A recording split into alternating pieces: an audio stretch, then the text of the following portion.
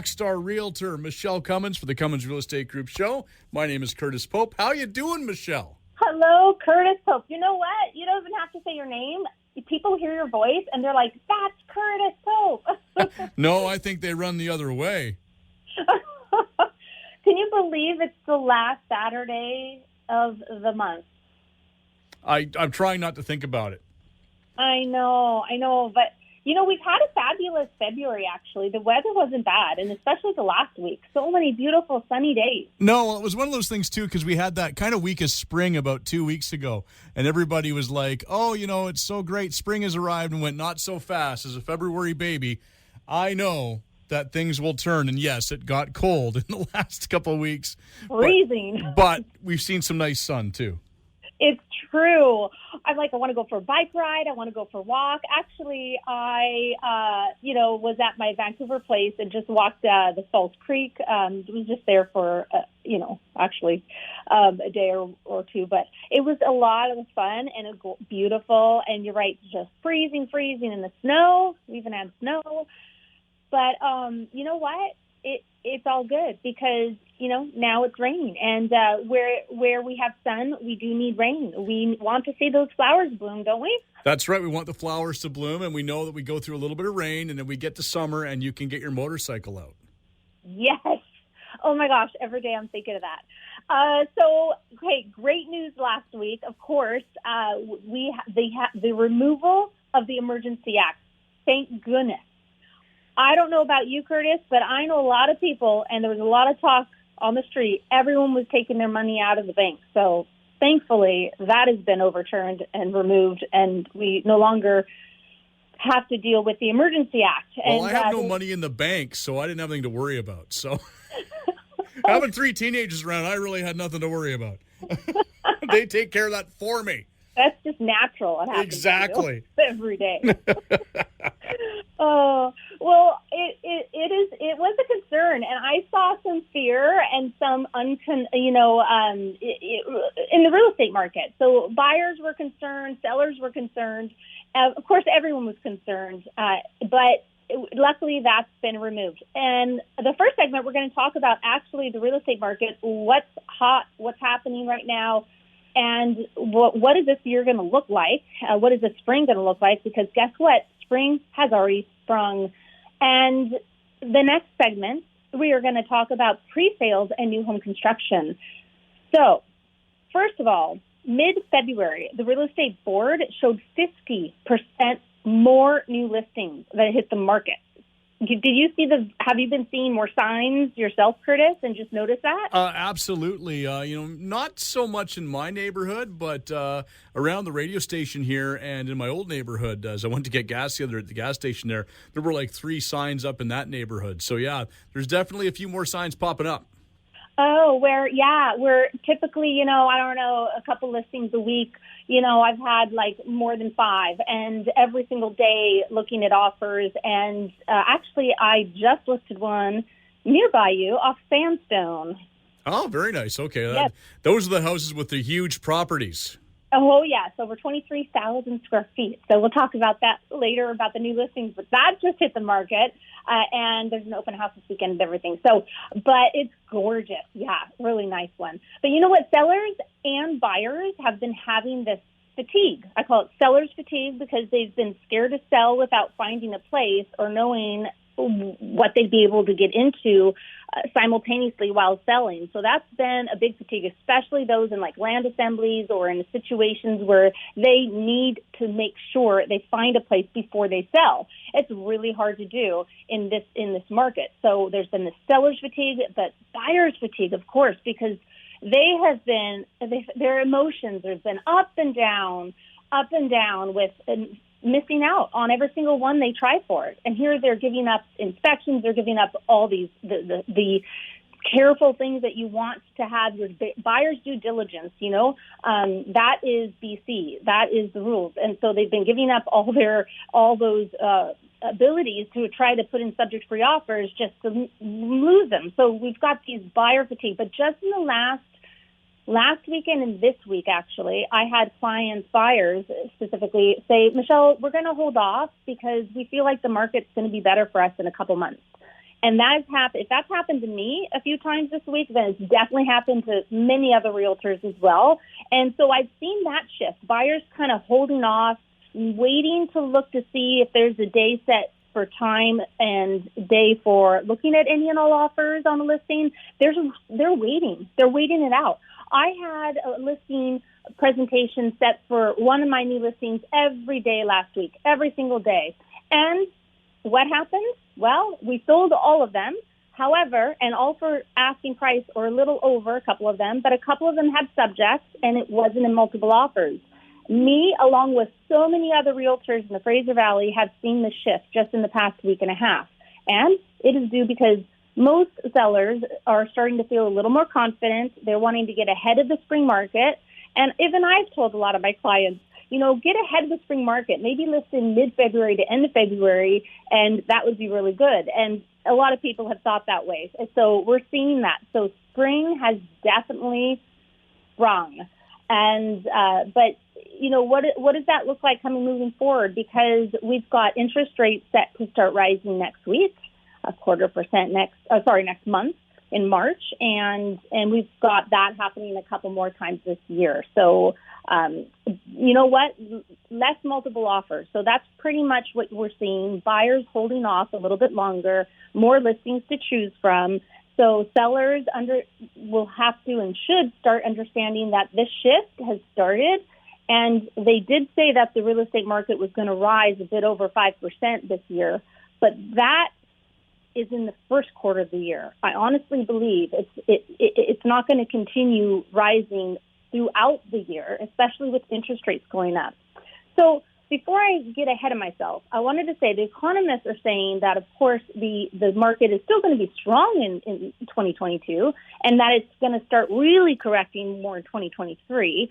They also are saying, and they're kind of all over the place, between like 16% to 30% of a correction that may happen. The industry, those in the business, are saying probably 15 to 18% or so. And typically, I've studied the local real estate market since the early 1900s, and typically we go down 10 to 12% after a big hike. So that's the normal correction. But this time, we had such a higher hike than we ever have seen before. I mean, it's like 200% in the last few years. That's extreme. So we've had an extreme hike. Now, if it's even 30% correction, it seems extreme to say 30% lower than we are now, but it's not that extreme when you look at it, that it's gone up about 100% in the last couple to 3 years. So you kind of have a look at it. I call the last 2 years the largest hike that we've ever seen, the COVID market hike. That's what I call it. But I'm concerned about the market due to the way the government creates these corrections. So after every hike, the government implements new taxes. They did it with the property transfer tax, and the last correction, they did it with the foreign buyer's tax and the empty home tax. Now they're talking about taxing your primary residence with a capital gains tax. So along with, of course, the rising of the interest rates, which always coincides with the taxes that they implement in order to cause the correction. So they cause us to pay more money, and they think that saves us money. I don't know how that works. I mean, they make trillions of dollars in property transfer tax every year. They're already making money on our primary home. They're already making that property transfer tax.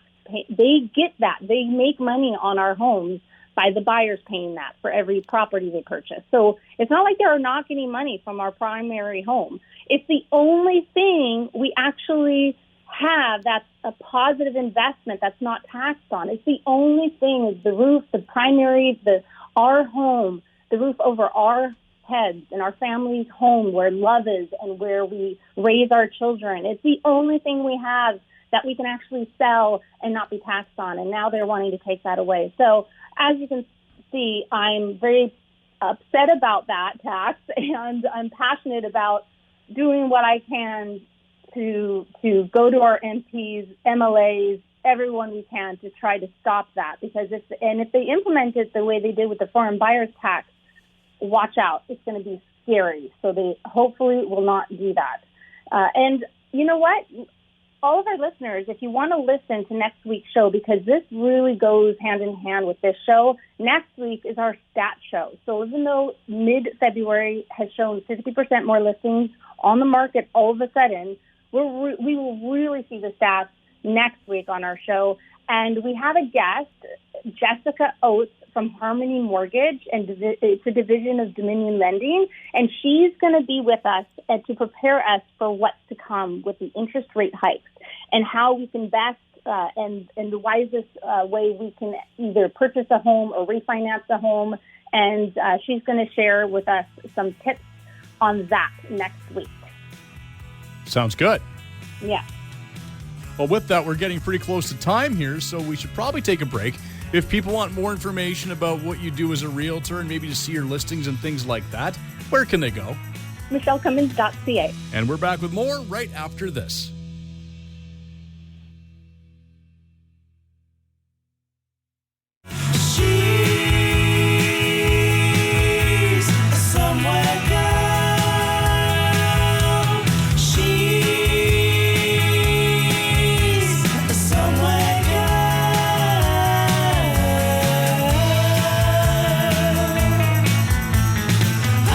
All right, we're back with segment number 2 of the Cummins Real Estate Group show with Michele Cummins and myself, Curtis Pope.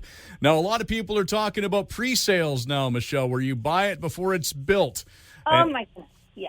Which must be kind of weird because you're buying something that's going to be there, but it's not there yet. I know. It's like empty space. It's like buying air. It's like buying a radio commercial. You're going, what am I buying? You're buying airtime. Well, what does it look like? It's air. Exactly. You hit the hammer on the head. You hit the I hit the hammer on the head. Now it's not just words; it's metaphors we're screwing up. That Californian accent again. I don't tell jokes. I don't apparently tell metaphors. Let's just leave it at that. Yeah, pre-sales. I've had so many clients, old and new, ask me about pre-sales and wanting to buy pre-sales. Really, they're wanting to buy something today for tomorrow's gain because the market's been going up, and typically pre-sales are sold, at a good rate today, and then it closes minimum like usually a year from now, 2 years, 3 years, sometimes even up to 5 years or so. You're buying for pre-sales, but there's some tips and tricks and some ideas for you I wanted to share, because buying pre-construction and new construction, there's a lot you should know and a lot of people don't know. I'm a certified new home construction specialist, so having that, and being a sales manager for new home developments, I understand what is often missed by buyers and a lot that you wouldn't know if you didn't ask, and a lot of people don't ask. So, and what to negotiate for and what to be aware of. So, you can't get a pre-approval for something 1, 2, 3, 5 years from now. So a lot of people go, what about my financing? Well, you don't worry about your financing today because there is no such thing as a pre-approval for such a thing. That is air. The bank isn't going to guarantee air. So, of course, they're not going to pre-approve you on something. So you have to be aware of that, and you have to understand that, you're investing a chunk of money today and you're hoping to be able to complete on it. So you want somebody like a financial planner, somebody like a realtor or mortgage broker who will help you build your ability to be able to close on it when it comes time for completion. Or maybe you're going to flip it. So if you're going to flip it, which is called assigning it, you want to make sure there's an assignment clause in the contract. And what does that look like? Are you going to have to pay the developer 1% to 3% on the purchase price of what you sell it for? That's a big chunk of money, so make sure you're aware of that. Are you able to negotiate that?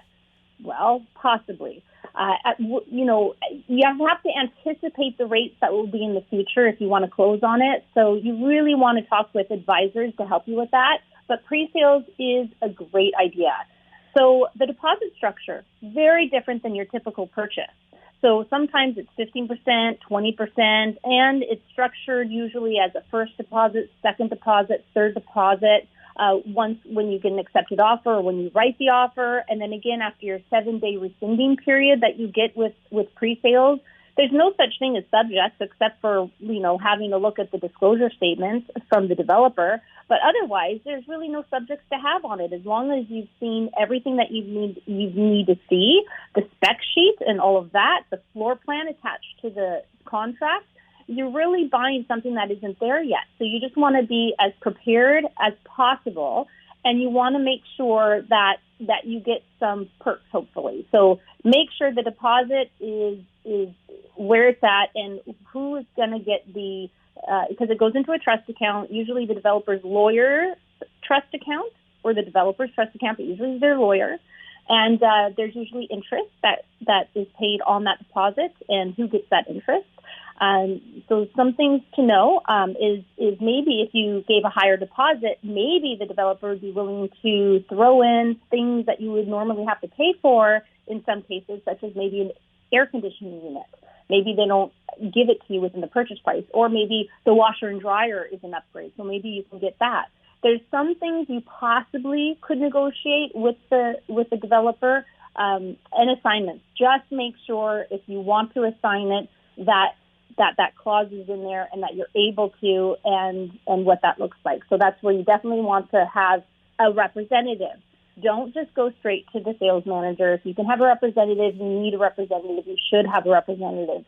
And warranties. So different provinces have different rules and regulations on their warranties. So be sure to check the BC New Home Warranty site for BC's 2, 5, and 10-year warranty on new homes and what that looks like. And don't forget that the first year, the builder warranties the home.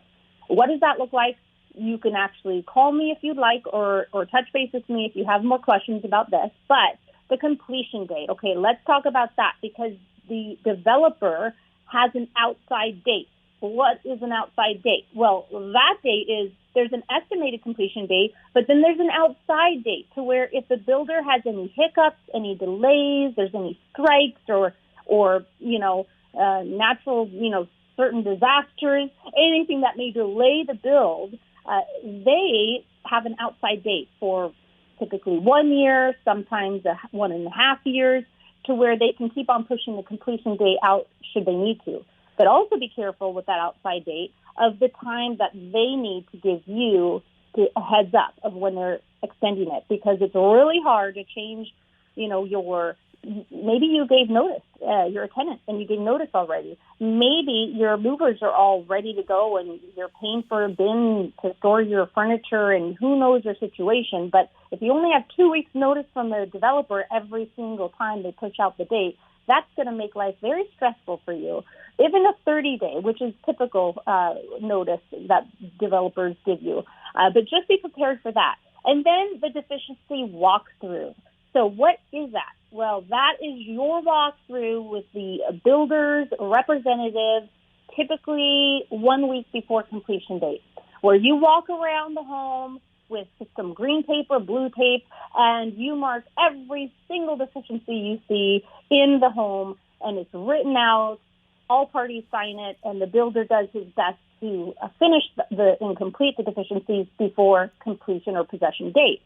Now, a lot of people don't know this, but you can actually hire an inspector to actually go and inspect that new home. You think, why would I need an inspector to inspect a brand new home when it's warrantied? Many reasons why. For instance, I had a buyer who was buying a new home, and we hired an inspector, and he found that part of the roof was installed improperly. Well, the builder didn't know this. He had been away, and when he got back, he hadn't checked the roofers who had done the job. And sure enough, it would have caused a lot of issues in the future, which would have just caused more problems, stress, and concern. So luckily, we got that fixed right away. Things like that. There's all sorts of things that come up during a build. Not everything's perfect, even if it's brand new. So hire an inspector to have a look at it before you even walk through it with the builder's representatives, before your deficiency walkthrough. That way you're prepared and you already know. So when you sign off on the deficiency list, you have that as well, that inspector's report. So that's also something that you should be aware of. And talking about 50% new listings, there are a lot of new listings, and I want to mention a few of mine that's brand new in the last few days that actually we are looking at offers next week on. So we have, I'm going to mention three specific ones. All right, I'm going to hold you that till you're only getting 4. Okay. Okay. Sandstone Drive, as we mentioned before. Now, this is actually, this one is a little over 12,000 square feet. But the other one, 23,000 square feet in Alder Grove, Salmon River area, actually. That's coming up. That's the next one I'll mention. But this one, it's a rancher, and it's a full walk-out daylight basement that has like a complete suite in it. That's perfect. It's a family. It's for blended families. There's a blended family in there right now. It is beautiful. They really renovated it and fixed it up. Just gorgeous. A completely private backyard, lots of parking. It's got a gorgeous shed. It was built in 1991. And, that's just a wonderful dead-end street. And the size of the house is 3,300 square feet. And, we do have an open house Saturday, today, of course, 2 to 4. So if you want to have a look, just get through today if you want. But also call your realtor to set up an appointment. If you don't have a realtor, you can go ahead and contact me, of course. And then one off Matchell, actually. I'll mention that before I go to the other one. Matchell Street in Mission. So this one is a beautiful 2015 built home, 5 bedrooms, 5 bathrooms. It's a cute lot. It's got a carriage house. So not only does it have a main 2-story house, the basement has a suite, and then it's got a carriage house above the garage with a great tenant in it who wants to stay. So that home is priced at $1,375,000. The detached garage, it's a 3,000 square foot home. That's gorgeous, just hit the market. And I believe the open house we have there is tomorrow. It's tomorrow between 12 and 2 o'clock. So maybe come out and have a look at that one. And the actual one in all of Salmon River is coming up next week. It actually hasn't hit the market yet. So that one is a rancher, about 1,300 square feet. Its gated backyard is huge. It's private. And it's got a major workshop. I mean major. And talk about like 6 different doors. The middle door is like a 12-foot high door. This is a huge workshop, and you can drive through it, through the doors, to the other side of the backyard. It's on septic, and it's just flat. It's gorgeous. And a huge carport for like parking buses and boats, RVs, everything. It'd be a perfect second property for you guys, for Richard to store all the cars. I know. Trust me, I know. If I could have horses there, you got it. And then another new listing off Mallard Place. I think this is the 4th one. Shoot, I do have more. But you know what? Mallard Place in Mission, this is also over 23,000 square feet. And it is built in 1981. It's 6 bedrooms. It's got a couple bathrooms, of course. It's a 2-story split entry, really. And it's so private. And it's in a cul-de-sac. And it's renovated so beautifully. It's priced at $1,360,000. And then my new home construction, our row homes. Next week, we'll be looking at offers. We just put up a few on the MLS, and they're row homes, no strata, Ledgeview Trails adjacent to, a Ledgeview Tree Farm adjacent to, right close by Ledgeview Country Club, golf. You can golf your heart's desire and walk and hike your heart's desire. Gorgeous row homes, 2 stories plus fully finished walkout daylight basements. And I'll stop there. All right. Well, I think that's 4. I lost track too, so. Awesome. Okay, well, I do have a quote, though, for the end of our show. It's listen with curiosity, speak with honesty, act with integrity, by Roy T. Bennett. I like that one. Listen with curiosity, speak like with that. honesty, and act with integrity. Yeah. I do like that. All right. Well, if people want more information about what you do as a realtor and getting to see some of these listings, because you got a whack of them, where can they go? MichelleCummins.ca. And join us again next week when we will talk real estate in order to unlock your real estate potential on a show where real estate is maximized. Thanks for listening.